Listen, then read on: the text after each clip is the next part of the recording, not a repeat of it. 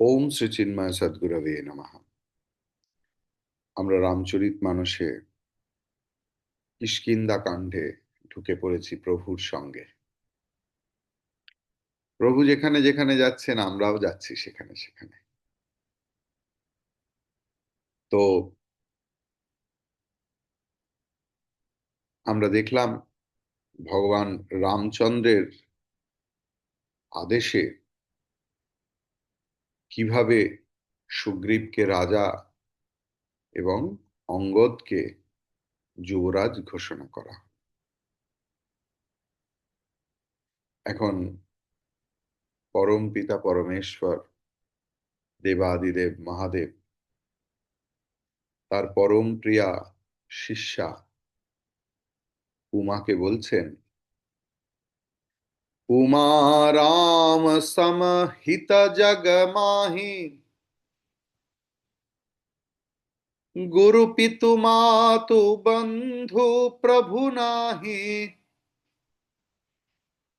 सुर नर मुनि सब कई यह रीति, स्वार्थ लागी करहि सब प्रीति।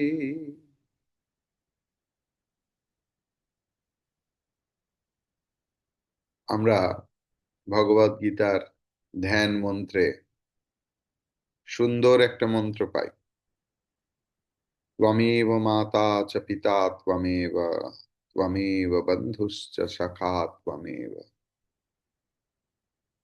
তাই তো তুলসীদাস জি তার অন্য কম্পোজিশনেও লিখেছেন, माता पिता बंधु सखा सब ही राम नाम।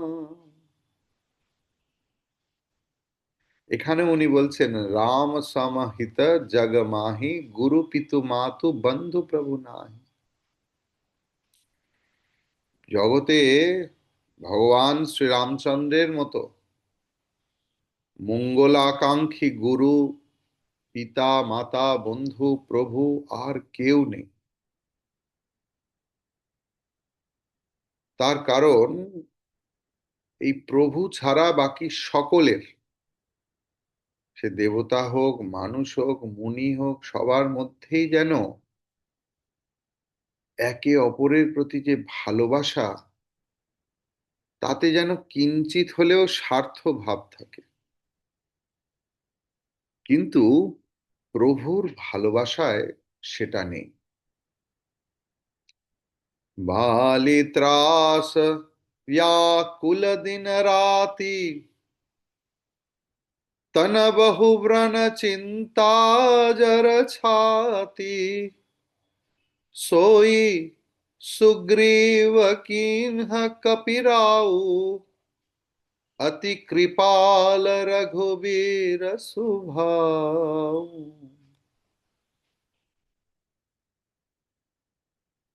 যে সুগ্রীব সারা অঙ্গে ক্ষতচিহ্ন, তার একে সে মার খেয়েছে, তার মধ্যে জঙ্গলে জঙ্গলে ঘুরে ক্ষুধা তৃষ্ণায় চারিদিকে তার শরীরের অবস্থা এইরকম হয়ে গেছে যে ভয়ে ভয়ে এবং সারা দিন ব্যাকুল চিত্ত হয়ে দুশ্চিন্তায় জীবনযাপন করত।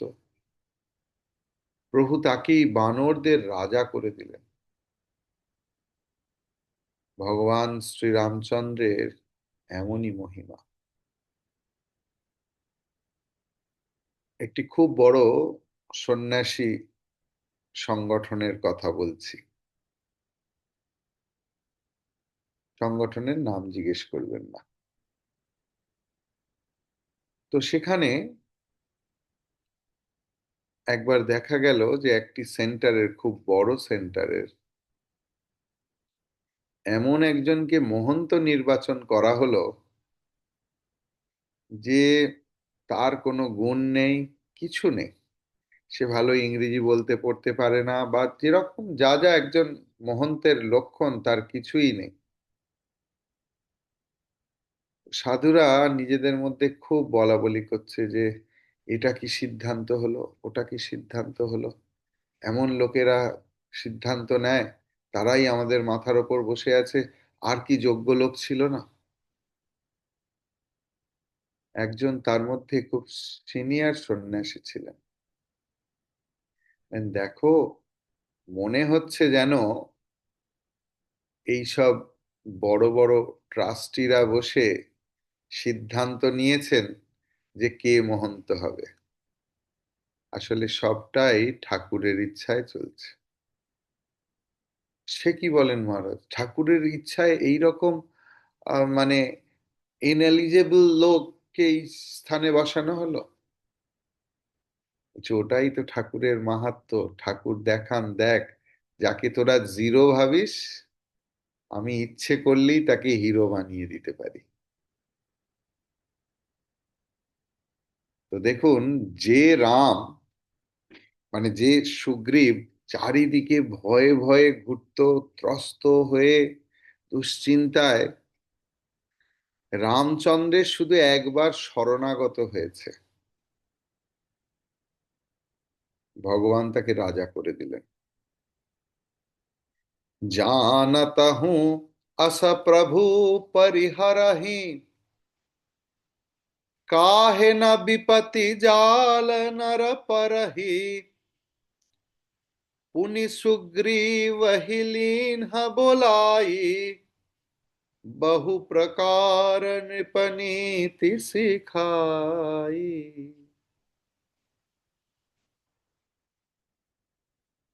যে জ্ঞান তো এমন প্রভুকে পরিহার করে বিপদের জালে পতিত না হওয়ার কোনো কারণ নেই।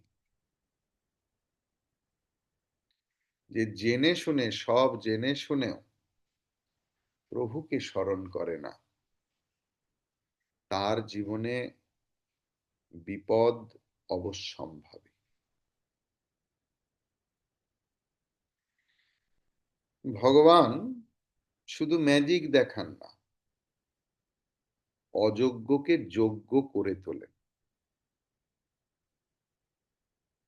অযোগ্যকে যোগ্য করে তোলেন, হ্যাঁ। তাই তিনি কি করলেন? উনি সুগ্রীবহি লিনহ बोलाई, বহু প্রকার নৃপ নীতি শিখাই। তিনি তাকে ডেকে শিক্ষা করতে, শিক্ষা দিতে লাগলেন, রাজনীতির উপদেশ দিতে লাগলেন, যে রাজার কি নীতি হওয়া দরকার, রাজা কেমন হবে, রাজা কত প্রজাবৎসল হবে, এই এই সিচুয়েশন এলে রাজার কি দায়িত্ব প্রজাদের প্রতি। कह प्रभु सुनो सुग्रीव हरीशा, पुर न जाओ दस चारि बरीसा, गत ग्रीष्म बरसा ऋतु आई, रही हूं निकट शैल पर छाई।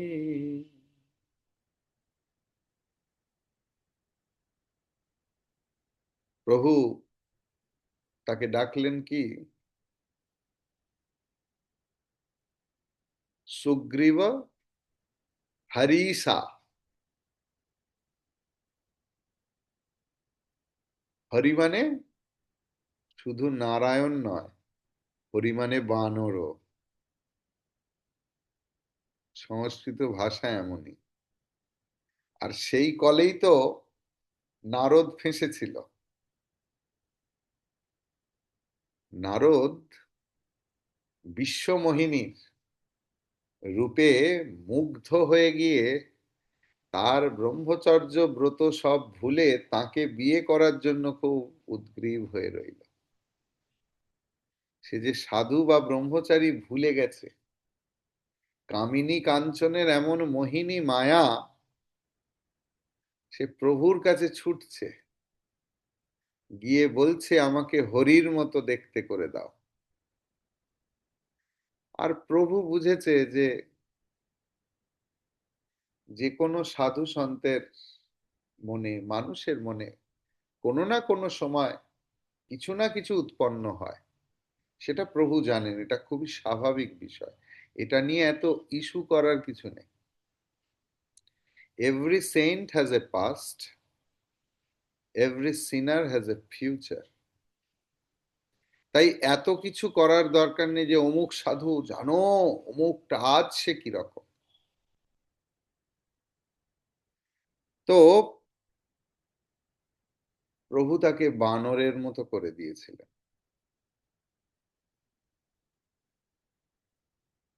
পরে বুঝতে পেরে সেই নারদ এতটাই মোহগ্রস্ত ছিল যে তার ইষ্ট, তার গুরুকে অভিশাপ দিয়ে বসে।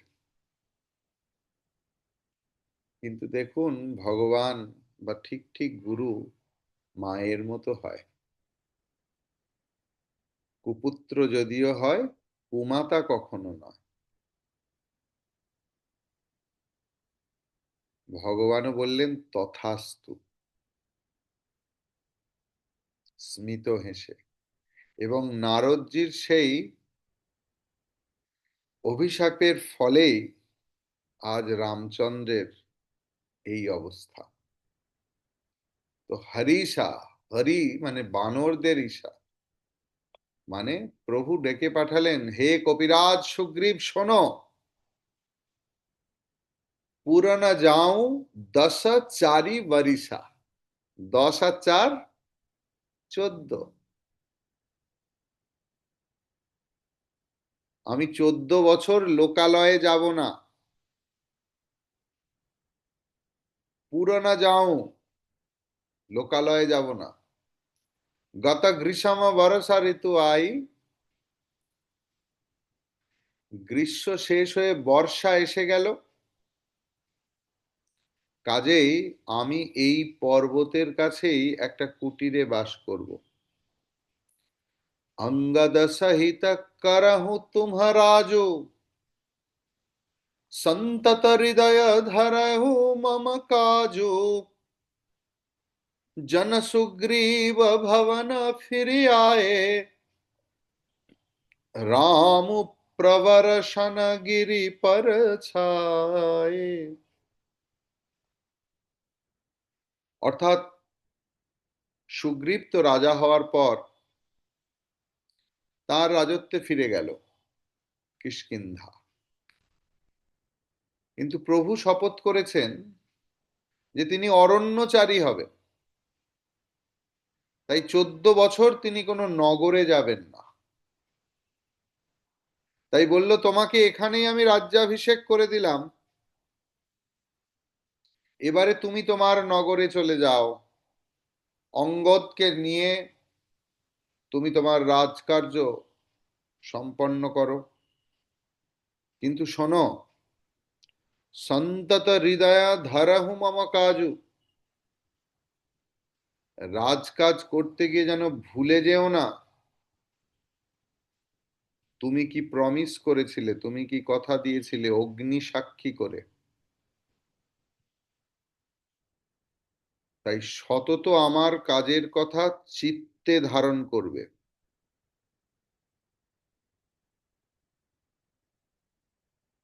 সুগ্রীব জো আজ্ঞা প্রভু বলে তাকে প্রণাম করে প্রাসাদে ফিরে এলো। আর ভগবান রামচন্দ্র প্রবর্ষণ পর্বতের ওপর বসবাস করতে লাগলেন। প্রথম হি দেবন গিরি গুহা, রাখে রুচির বনাই। राम कृपा निधि कछु दिन, বাস করহি গে আই। ভগবানরা কিন্তু মানে দেবতারা আগেই জানতেন যে প্রভু নগরে যাবেন না, রাজপ্রাসাদেও থাকবেন না। তাই একটা সুন্দর জায়গায় তারা বেশ গিরি গুহা একটা রচনা করে রেখেছিলেন। তাদের ইচ্ছে ছিল যে কৃপানিধি রামচন্দ্র সেই গুহায় এসে কিছুদিন বসবাস করে। আমরাও ভালোবেসে কাউকে কিছু দিই না, এ ব্যক্তি হয়তো আমাদের সবসময় মনে হয় যে আহা ওই মানুষটা ওটা একটু পড়ুক, আমি দেখি তাকে এটাতে কেমন লাগছে। আমার ভালোবাসার মানুষটা, যাকে আমি এটা সেটা ওটা দিয়েছি, সে অন্তত একবার আমাকে পড়ে দেখাক যে সেটা কেমন লাগছে। সুন্দরবন কুসুমিত অতি শোভা, গুঞ্জন মধুপনিকর মধুলোভা, कंदमूल फल पत्र सुहाए, भये बहुत जब ते प्रभु आए। প্রভুর আগমন হয়েছে। প্রভুই হচ্ছে চৈতন্য সত্তা। মায়ের অন্দরে জঠরে যে মাংসপিণ্ডের মধ্যে চৈতন্য সত্তা এলে তার মধ্যে অস্তিত্ব আসে, সে বাড়তে থাকে, সে জন্মগ্রহণ করে, এইসব এত কিছু হয়। সেই চৈতন্য সত্তা আজ এই গিরি গুহাতে প্রবর্ষণ পর্বতের গিরি গুহাতে এসছেন। তাই চারিদিক বনরাজি যেন সুশোভিত হয়ে গেছে, চারিদিকে ভ্রমরের গুঞ্জন। এবং প্রভু এসছে, তাকে তো উপবাসে রাখা যাবে না, তাই অসময়েও সমস্ত গাছে ফুল ফল সব চলে এলো। দেখি মনোহর শৈল अनुपा,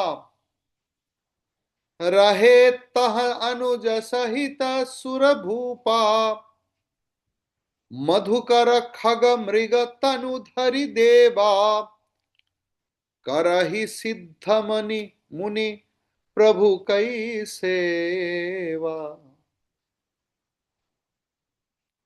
এত সুন্দর পর্বত, আহা কি অপূর্ব তার শোভা,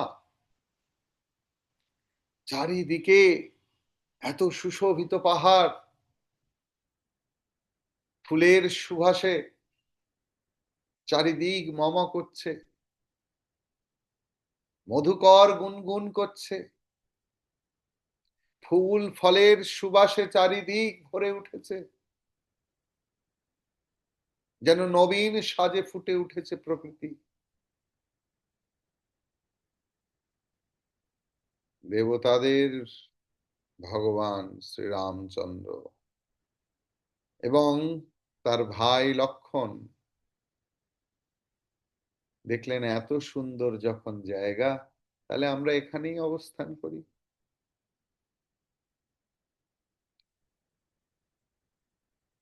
দেবতারা কি করবেন? প্রভু হয়তো রেগে টেগে যেতে পারেন তারা এলে, মুনি ঋষিরাও, তার কারণ প্রভু তপস্যায় বিরক্ত হবেন।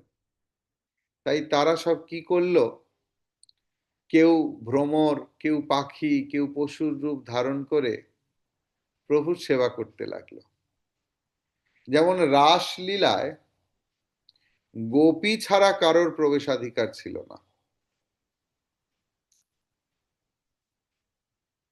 রাস ভগবানের সঙ্গে লীলা করতে গেলে গোপী হতে হবে, না হলে ভগবানের লীলায় আসা যাবে না। মুনি ঋষিরা কি করবেন?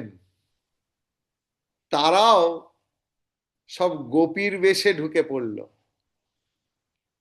এমনকি মহাদেব দেখলেন এমন সুযোগ ছাড়া যায়, তিনিও গোপিকার রূপ ধরে প্রভুর সঙ্গে রাসলীলায় মেতে উঠলেন।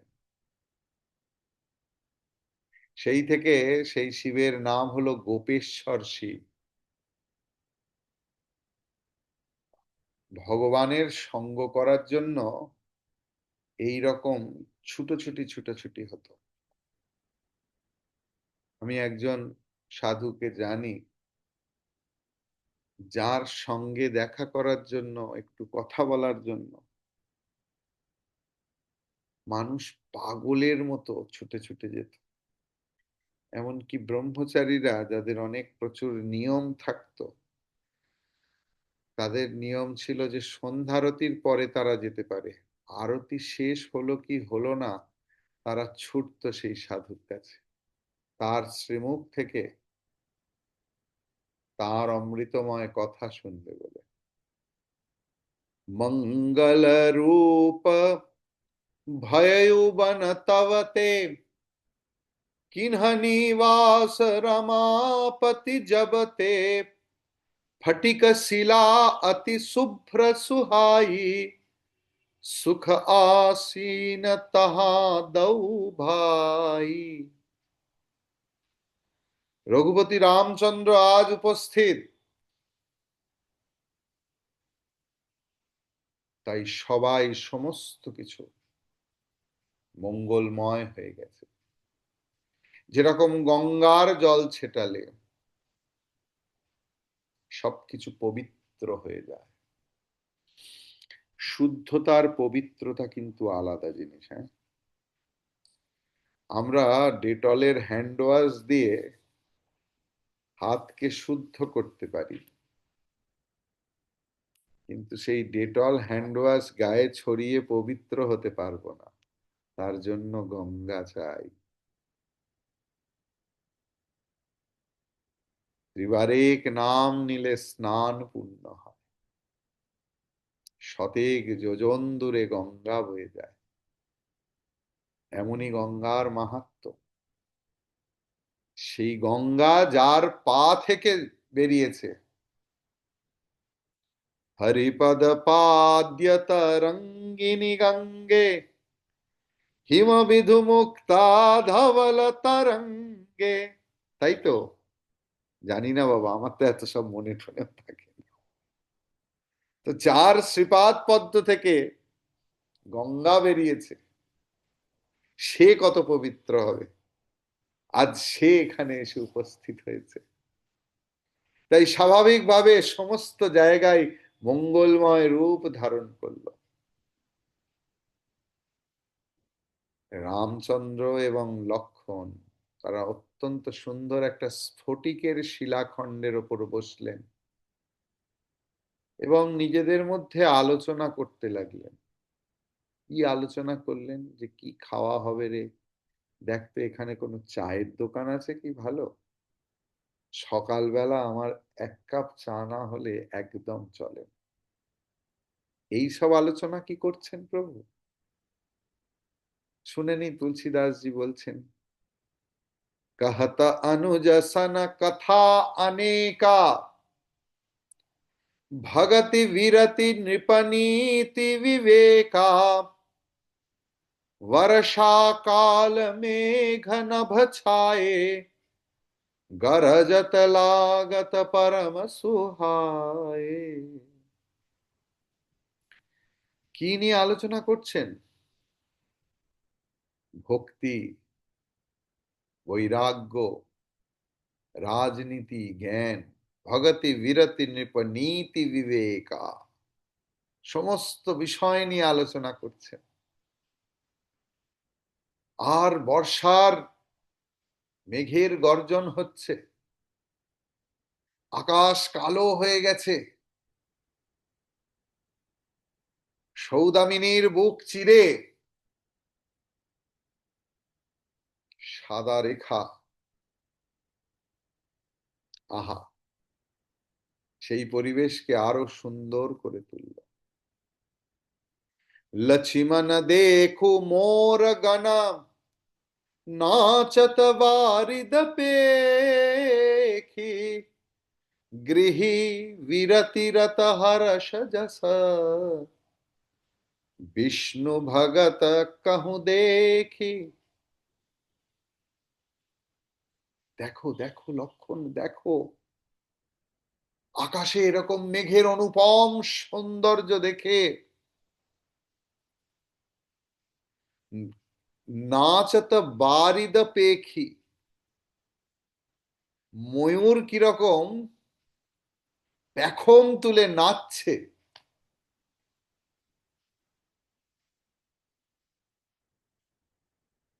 যার যেটা দেখে, যার যেমন মন, তার তেমন দৃষ্টি। যার মন যেমন, তার দৃষ্টিও তেমন। স্বামী বিবেকানন্দ বলছে, বিড়াল জগৎকে বিড়ালময় দেখে।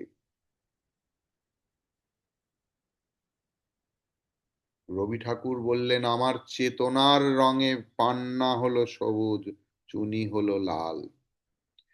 যখন অন্যের খারাপ কথা বলবেন, অন্যের সম্বন্ধে, এ এমন, ও এমন, সে তেমন, you must know, you must know, you must know, ওই সমস্ত খারাপ তোমার মধ্যে আছে, না হলে তুমি তা দেখতে পারো না, পারো না, পারো না। শাস্ত্র সিদ্ধান্ত, বিজ্ঞান সিদ্ধান্ত। যে মানুষ অন্যের দোষ দেখে বেড়ায়, সেই মানুষ যে কত দোষ পঙ্কে নিমজ্জিত হয়ে আছে সে নিজেও জানে না। সে ভাবে আমি শুদ্ধ, তার কারণ সে যে নিজেকে দেখতে পায় না। আর প্রভু কিরকম দেখছে দেখুন। সে যে জ্ঞান বৈরাগ্য ভক্তির আলোচনা করছে, সে দেখছে গৃহী বিরতি রত হরস যশা বিষ্ণু ভগত কাহু দেখি। ময়ূরের এই পেখম তুলে আনন্দ নৃত্য দেখে যেন মনে হচ্ছে কোন বৈরাগ্যযুক্ত গৃহস্থ, গৃহস্থের মনে বৈরাগ্য এসেছে, আর সে বিষ্ণু ভক্তকে দেখেছে, বিষ্ণুকে নয়। ভক্ত দেখলেই মনে আনন্দ। দেখুন, প্রভুর কিন্তু ওই দেখে, ময়ূর দেখে মনে হলো বৈরাগ্যের কথা, ভক্তের কথা। সে বলছে, দেখো দেখো লক্ষণ, দেখো কেমন সুন্দর করে নাচছে, যেন কোনো গৃহীর মনে বৈরাগ্য এসেছে, আর সেই বৈরাগী বিষ্ণু ভক্তকে দেখে ধেই ধেই করে নেচে উঠেছে। হৃদয় আমার নাচে রে আজকে, ময়ূরের মতো নাচে রে।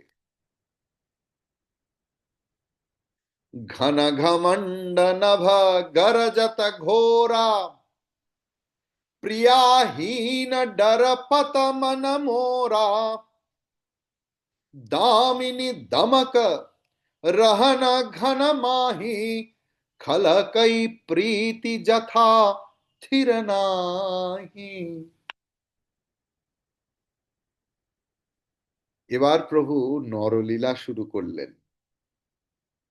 বলছে, জানো লক্ষণ, এই আকাশে মেঘ দেখলেই আমার কিরম ভয় করে। আমার সঙ্গে তো আমার প্রিয়া নেই, তাই যেন কেমন ভয় করছে। চিন্তা করে দেখুন,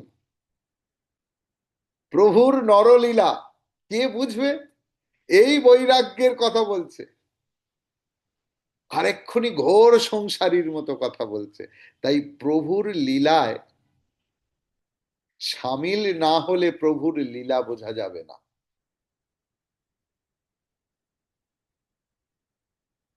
জানো লক্ষণ, ওই যে বিদ্যুৎ চমকাচ্ছে না, এর অবস্থান এত ক্ষণস্থায়ী, কিন্তু ওই সময়টাই আমার আমার তার প্রীতির কথা মনে করে দিচ্ছে।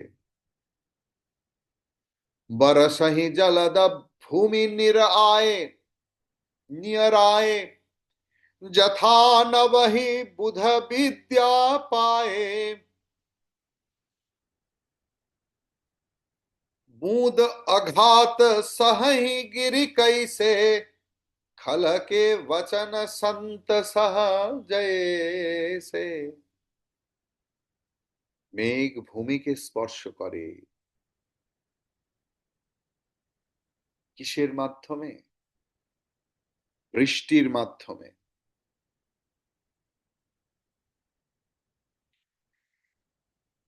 মেঘ, ঠিক আছে রামনাথ বাবু, হরিওম। মেঘ ভূমিকে স্পর্শ করে, কিভাবে করে? বৃষ্টির মাধ্যমে।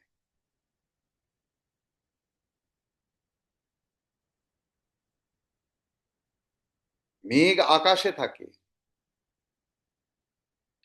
তার এই বর্ষণ দেখে কি মনে হচ্ছে? যেন কেউ বিদ্যা লাভে অবনমিত হয়েছে। তাকেই বিদ্যা বলে যে বিনয় দান করে। যে মানুষ পড়েছে কিন্তু অহংকার বাড়ানোর জন্য, আমি এটা পড়েছি, ওটা পড়েছি, সেটা পড়েছি, আর তার অহংকারকে আরো বাড়িয়েছে, সে এতটুকু কিচ্ছু নিতে পারেনি। বিদ্যা দদাতি বিনয়ম, যে বিদ্যা বিনয় দান না করে সে বিদ্যা বিদ্যাই নয়। অহংকারী তো অহংকারেই বদ্ধ।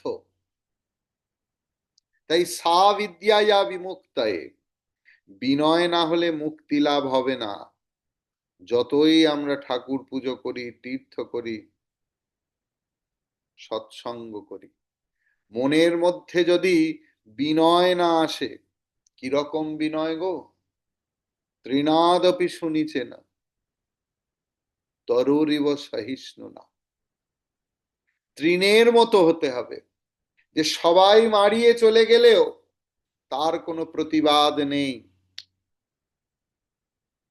ভক্ত লক্ষণ কিন্তু বলছি, হ্যাঁ। তো বিদ্যা লাভে, সত্যি সত্যি যার বিদ্যা লাভ হয়েছে, তার মুখ দিয়ে কথা বেরোবে না, সে হেঁট মুন্ড থাকবে।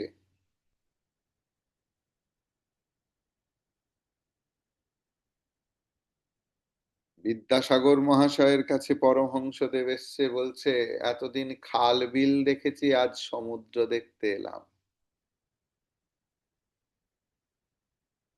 তখনকার দিনের শ্রেষ্ঠ পণ্ডিত বিদ্যাসাগর মহাশয় বলছেন, ঠিক আছে, যখন এসেই পড়েছেন মহাশয়, তখন কিঞ্চিত নোনা জল নিয়ে যান। মানে আমি কিছুই নয়।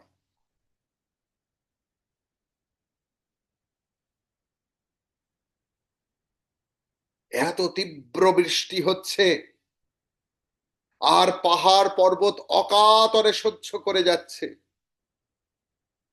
কেমন কেমন ভাবে সহ্য করছে? খলকে বচন সন্ত সহজৈসে। খুব ইম্পর্টেন্ট কথা। আমরা মানুষের দুটো কথা সহ্য করতে পারি না। ভগবান রামচন্দ্র বলছেন, যারা সন্ত ব্যক্তি হয় তারা কেমন হয়? তাকে কেউ দুটো খারাপ কথা বলে গেল, আরে তোমার তো দিমাগই নেই, ব্রেনই নেই, ব্রেনলেস। আরে বলে বলে। ভগবান বলছেন, খলকে বচন সন্ত সহজৈসে। সন্তের লক্ষণই হচ্ছে সহ্য করা।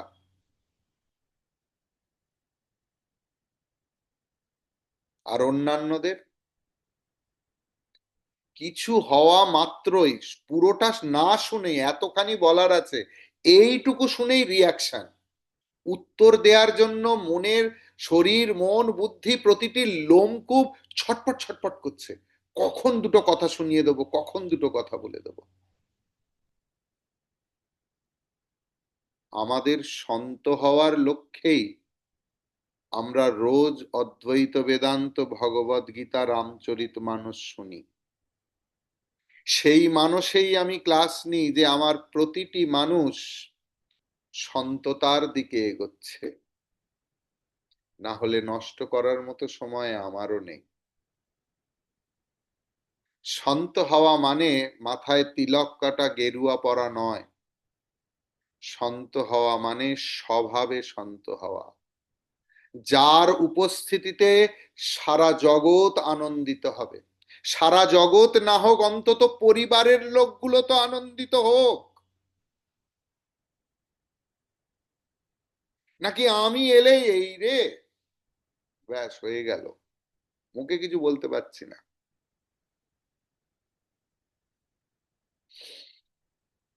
এরকম যেন গর্ব না হয় যে আমায় ওরা খুব ভয় করে। কি গর্বের বিষয় যে কেউ আমাকে খুব ভয় করে। একটু বাকিরা ভিডিওটা খুলুক না, হেনামা, সর্বাণীমা, রাহুল, রিমিকা।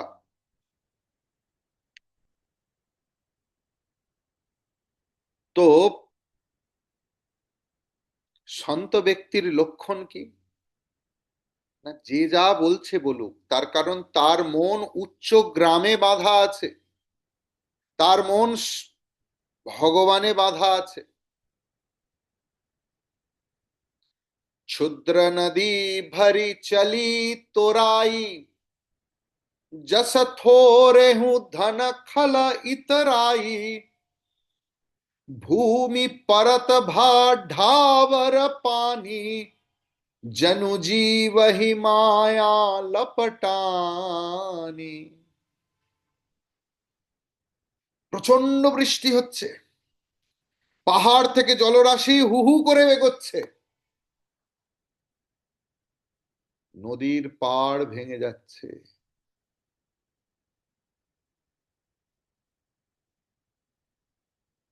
যেমন অল্প বিদ্যা লাভ করে কিছু কিছু মানুষ খুব বিদ্যার বড়াই করে, আর অল্প ধন উপার্জন করে সেই ধনের খুব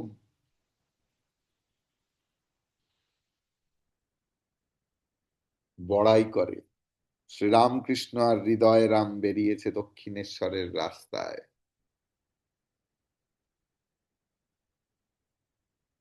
এক ব্যক্তির সঙ্গে দেখা হলো, সে বলছে, কি ঠাকুর ঠিক আছে তো? তার গলায় সোনার চেন, 10 হাতে 10টা আংটি, মানে 10 আঙুলে। হৃদয় বলছে, উনি অমুক লোক না? ঠাকুর বলছেন, হ্যাঁ রে, এই ব্যবসাতে লাভ হয়েছে, দুদিন একটু পয়সা হয়েছে। রামচরিতমানসেও সেই একই কথা দেখুন, যে দুদিন একটু পয়সা হলে যেমন মানুষ তার মর্যাদার সীমা লঙ্ঘন করে, এই নদীর পার এইরকম ভেঙে যাচ্ছে। समिति समिति जल भरहि चलावा, जिमि सद्गुण सज्जन पहियावा, सरिता जल जल निधि महु जाई, होई अचल जिमि जीव हरि पाई। জলরাশি এক হয়ে কোনো একটা মানে জলরাশিতে গিয়ে পড়ছে, কিরকম না, সদাচার যুক্ত ব্যক্তি যেমন সব সময় খুঁজে খুঁজে খুঁজে খুঁজে সাধু সঙ্গ করে। অমুক জায়গায় গেছি, কোথায় সাধু পাবো গো? শ্রীরামকৃষ্ণ বলছেন, উদাহরণের ছিরি শুনবেন, শুনুন। বলছেন, গুলিখোর ঠিক আর একটা গুলিখোরকে খুঁজে নেয়, সে যেখানেই যায়। মানে গুলিখোর মানে যারা গাঁজা খায়, গাঁজাড়ু যারা, তারা যেখানেই যায়, তারা স্মেল পেয়ে যায় যে কেউ একজন টানছে, সে গিয়ে বসে পড়ে, দাও তো একটা টান টানি। ঠিক তেমনি ভক্ত খুঁজে খুঁজে খুঁজে খুঁজে আর একটা ভক্তকে বার করে, জিজ্ঞেস করে, এখানে কোনো আশ্রম আছে, কোথাও সৎসঙ্গ হয়?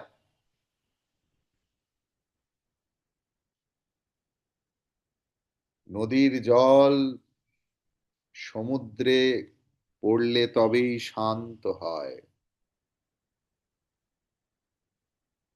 এই সৎ প্রসঙ্গে, এই সৎসঙ্গে ভক্ত জীব যেন শ্রীহরির সান্নিধ্য লাভ করে শান্ত হয়ে যায়। ক্লাস ভালো হয়েছে কি না হয়েছে তার প্রমাণ কি? না, ক্লাসের পরে আমাদের মনটা কি ভগবানের ভালোবাসায় পূর্ণ হয়ে গেল? হৃদয়টা বেশ প্রেমে আটুপাটু করছে? ভগবান বলছেন এখানে, হরিত ভূমি তৃণ সংকুল, समुझि परहि नहीं पंथ, जिमि पाखंडवाद ते, गुप्त हो ही सद ग्रंथ।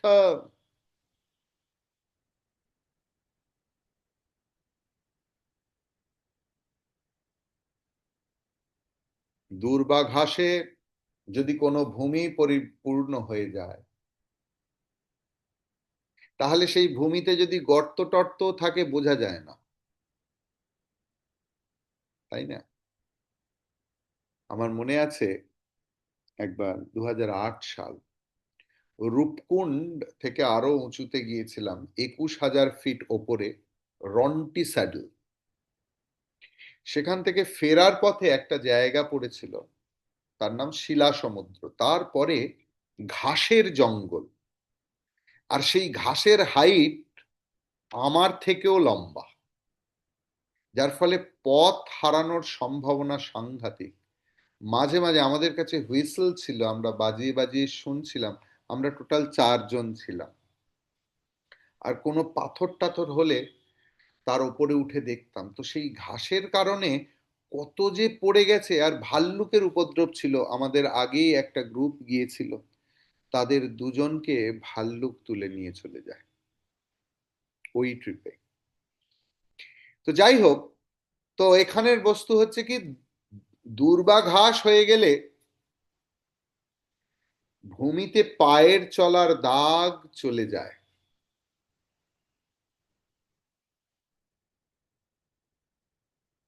এটা একটা ভালো দিক। আর খারাপ দিক কি না, পাষণ্ডদের বারবারন্ততে আমাদের সৎ গ্রন্থ সব বিলুপ্ত হয়ে যাচ্ছে। আমরা আমাদের ধর্ম বিশ্বাস সব যেন মৃদু ম্লান হয়ে যাচ্ছে।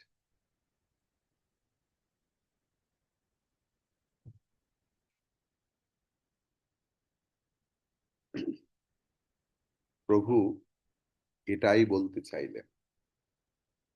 শ্রীরাম জয় জয় রাম, শ্রীরাম জয় রাম, জয় জয় রাম।